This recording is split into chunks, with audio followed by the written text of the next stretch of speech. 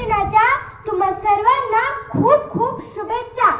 नमस्कार, मी काशी रुपाली नागेश देशमुख आज तुमच्या समोर उभी आहे. मला समजलेला भारत या विषयावर बोलायला. मला माहिती आहे माझं भाषण ऐकताना तुम्ही नक्कीच शब्दबंबाळ व्हाल, पण हो दे. भारताच्या स्वातंत्र्य दिना दिवशी तरी आपण इंग्रजांपासून कसं स्वातंत्र्य मिळवलं हे सांगताना तरी मराठीत भाषण करा रे. इंग्रज म्हणजे कोण? तेच फिरंगी जे उन्हात गेल्यावर दिसत सुद्धा नाहीत. त्याच इंग्रजांपासून हमें आजादी कैसे मिली ये बताने से ज्यादा हम गुलाम कैसे हुए ये पढ़ाना बहुत जरूरी है. अहो त्यागाच्या आणि देशप्रेमाच्या भावनेने जिथं पूर्वजांनी आपलं रक्त सांडलं तीच माती आता स्वार्थाच्या आणि धर्माच्या नावाखाली होणाऱ्या रक्तपातात आता रोज भेसू लागली.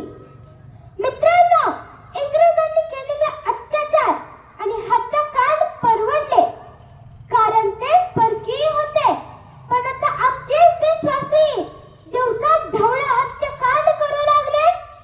एकाच आईची लेकरं एकमेकाच्या रक्तासाठी तहानलेली असतील तर त्या आईची काय अवस्था होत असेल? जाळणारी झोपडी आणि करपणारं रक्त हे भारतीयांचंच आहे हे तुम्ही का विसरताय?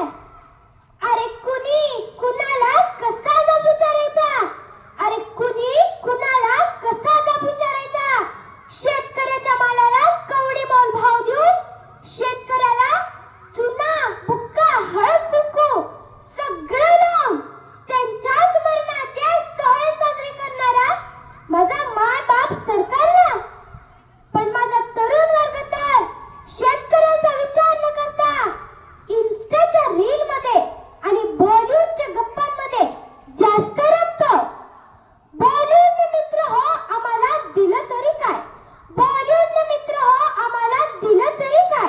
हिंसा, नग्नता आणि अश्लीलतेशिवाय व्यसने निराशिराच्या तोंडात असते बिडी. त्यांचे अनुकरण करून बर्बाद होते आजची आमची तरुण पिढी.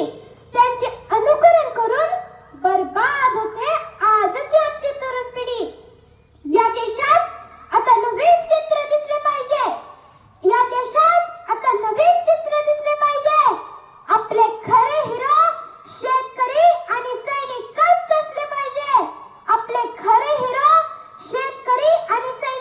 असले पाहिजे. अब तक जिसका खून नहीं खोला वो खून नहीं पानी है.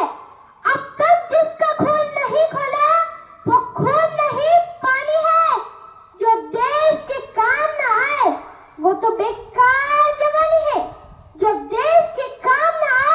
वो तो बेकार जवानी है. नुसतं भाषिक आणि जातीय अस्मितांमुळे महापुरुष सेलिब्रेट करायचे नसतात. व्हर्च्युअल जगात रमलेली ही पिढी अक्षरशः भारत नासवून टाकेल.